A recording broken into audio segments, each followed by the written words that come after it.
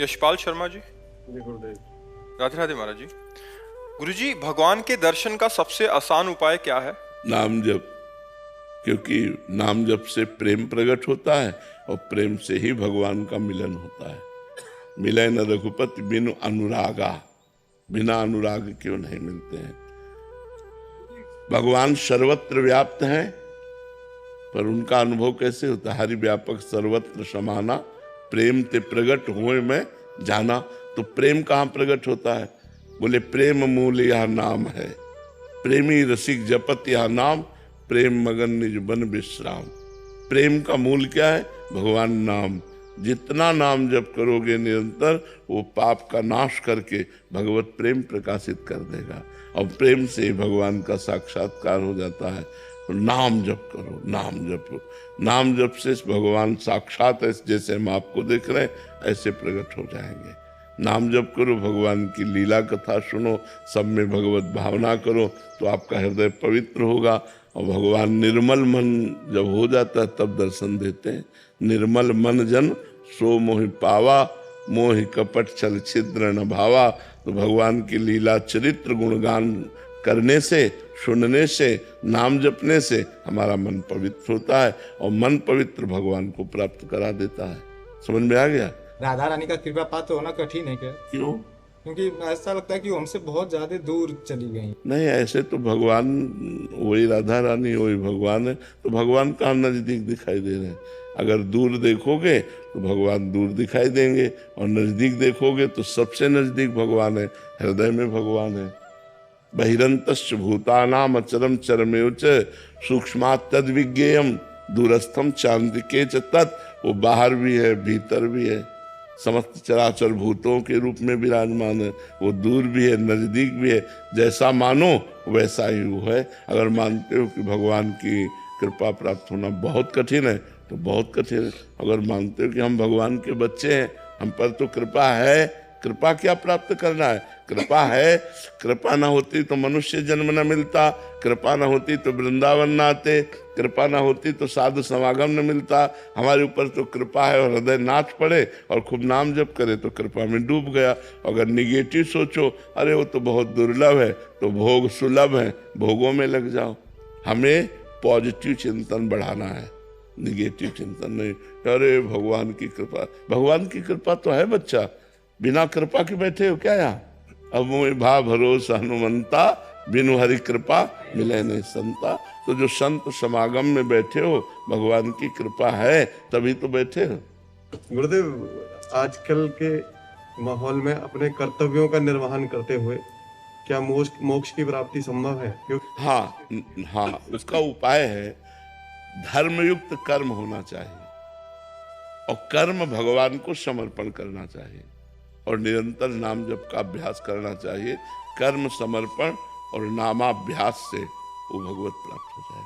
गुरुदेव, मैं supreme court में advocate हूँ, तो हमें दोनों पक्षों को देखना पड़ता है। अब देखो, ऐसी बात तुमने कही है कि इसमें हम संशय पैदा करते हैं, क्योंकि आप लोग जानते हैं कि हम जिसका साथ दे रहे हैं दोषी है। आपको पता, वो बताएगा, ना बताएगा तो रुपया बताएगा। जहां से ज्यादा रुपया मिलेगा तो रुपया बताएगा ना। अब अगर दोषी को आप बचाते हैं और अर्थ लेते हैं तो मोक्ष कैसे हो सकता है? संशय इसीलिए हमने प्रकट किया, इसीलिए पहले कहा धर्मयुक्त कर्म। अगर पता है दोषी है तो हम तुम्हारा केस ही नहीं लेंगे। जैसे कानून के मुताबिक अगर कोई अपराधी भी है, इवन जैसे आतंकवादी भी हमारे यहाँ आए, उनको भी हम बचाव के लिए वकील देते हैं। तो वो वहाँ कर्तव्य आता है उसका कि अगर उसको दिया गया है कि उसका बचाव करना है, जो देखो, सरकारी बचाव पक्ष देना और धन से बचाव पक्ष देना, इनमें दो में भेद हो जाता है। यदि आप सरकारी वकील हो और सरकारी वकील के अनुसार आपको बचाव पक्ष दिया गया है, तो फिर आपका कर्तव्य बनता है कि आपको जितनी वकालत है वो पूरी लगाकर उसको बचाने की कोशिश। लेकिन अर्थ के विषय में तो हम सावधान हो सकते हैं कि एक आदमी गलत का आचरण करके आपको 50 लाख देता है और एक 5 लाख भी नहीं दे सकता है। हमारे वकालत की सार्थकता होगी कि हम एक निर्दोष आदमी को बचा सके। कुछ होते हैं जिनका पेशा होता है, जिनका कार्य ही होता है मुजरिम कोटि का, ऐसे लोगों का साथ नहीं देना चाहिए और धर्म से चलना चाहिए, तो भगवान कृपा करेंगे। नहीं तो बहुत मतलब धर्म का सूक्ष्म स्वरूप है, अपराध बनने में देर नहीं लगती ना। अच्छा, ये वकालत ऐसा खेल है कि इस खेल में मतलब समझ पाना बड़ा कठिन होता है।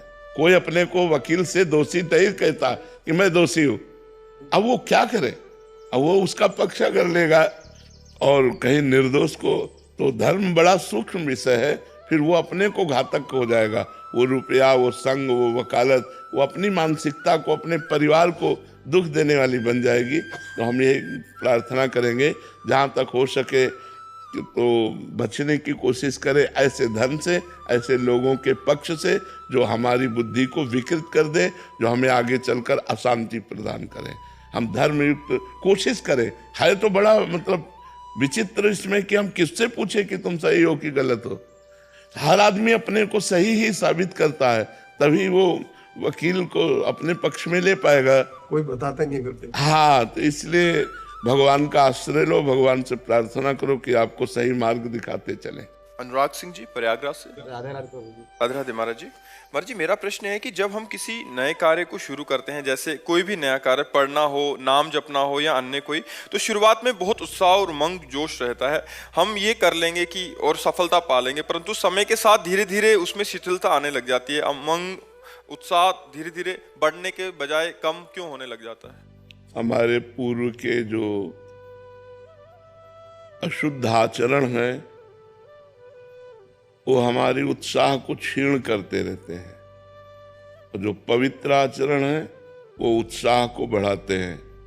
तो हमें चाहिए भगवान नाम जप और बढ़ावें, जिससे हमारे पूर्व के अशुद्ध आचरण, जो अशुभ आचरण है, उनकी जो अधीनता है वही हमको असफलता की तरफ ले जाती है। तो ये असफल करने वाले अशुभ आचरणों की जो हम अधीनता स्वीकार किए हुए हैं, इससे जब तक मुक्त नहीं होंगे तब तक हमें सहज आनंद की प्राप्ति नहीं होगी, उत्साह हमारा प्रतिक्षण वर्धमान नहीं रहेगा। तो हमें खूब नाम जप करना चाहिए। आधा घंटा नाम कीर्तन का अभ्यास करो, बैठकर भगवान के मंदिर में या एकांत में नाम कीर्तन करो। नाम कीर्तन से पाप बहुत जल्दी नष्ट होते हैं। नाम संकीर्तनम यस्य सर्वपाप प्रणाशनम, सब प्रकार के अशुभों का नाश नाम संकीर्तन से हो जाता है। और कुछ स्तोत्रों का पाठ करो, जैसे गजेंद्र मोक्ष स्तोत्र है, राम रक्षा स्तोत्र है। इन स्तोत्रों के पाठ से हमारे अशुभों का नाश होता है। तो ले लो, गीता पृष्ठ से मिल जाते, छोटे छोटे बहुत से स्तोत्र हैं और बड़े महिमाशाली हैं। नारायण कवच है, इनके पाठ करने से बहुत जल्दी लाभ प्राप्त होता है। और थोड़ा संयम से रहो, ब्रह्मचर्य से रहो, पवित्र आचरण करो, तो अभी उत्साह आ जाए। उत्साह जो नष्ट हो जाता है वो अशुभ आचरणों से होता है, और शुभ आचरणों से उत्साह बढ़ता है। प्रतिक्षण हमारा अगर उत्साह बढ़ने लगे भगवान के नाम में, तो भगवत प्राप्ति हो जाए। सांसारिक कार्यों की तो बात जाने दो। भाव हमारा अपवित्र हो चुका है, इसीलिए निगेटिव विचार हमें निरुत्साहित कर देते हैं। किसी भी मार्ग में हम चलें वो हमें, और कार्य सफलता उत्साह से होती है। उत्साह संपन्न मदीर्घ सूत्रम क्रिया विधिज्ञम व्यसने सुशक्तम सूरम कृतज्ञम दृढ़ सौहृदंच लक्ष्मी स्वयं याति निवासे है। तो उसके घर में स्वयं लक्ष्मी आ जाती है जो उत्साह संपन्न, हर कार्य के लिए उत्साह संपन्न हो। मदीर्घ सूत्रम, कल करना है तो आज अभी इसी क्षण करना है। क्रिया विधिज्ञम, क्रिया के विधान को जानने वाला हो। जो उत्साह संपन्न मदीर्घ सूत्रम क्रिया विधिज्ञम व्यसने स्वशक्तम, अपने व्यापार में, अपने कार्य में, अपने अनुष्ठान में आसक्त चित्त वाला होना चाहिए। व्यसने स्वशक्तम, अगर हमारा उत्साह ही क्षीण हो गया तो फिर हम कार्य कैसे आगे बढ़ा पाएंगे। सूरम, बलवान होना चाहिए। कृतज्ञम, उपकार करने वाले का कृतज्ञ होना चाहिए। दृढ़ सौहृदंच, सबसे हृदय से प्यार करना चाहिए। छल कपट नहीं करना चाहिए। तो कहते हैं लक्ष्मी मैया स्वयं उसके घर में पहुंच जाती है, अच्छा वो श्री संपन्न हो जाता है। उत्साह संपन्न मदीर्घ सूत्रम क्रिया विधिज्ञम व्यसने सुशक्तम सूरम कृतज्ञम दृढ़ सौहृदंच लक्ष्मी स्वयं यातिनी। राधे राधे मेरे प्रिय मित्रों, तो हम इस चैनल के माध्यम से महाराज जी के ऑफिशियल चैनल भजन मार्ग से कुछ महत्वपूर्ण प्रश्नों को आप तक पहुंचाने का एक छोटा सा प्रयास कर रहे हैं। कृपया वीडियो को पूरा देखें। मैं आशा करता हूं कि आप निरंतर राधा नाम जाप का प्रयास कर रहे होंगे। राधा वल्लभ श्री हरिवंश, राधे राधे।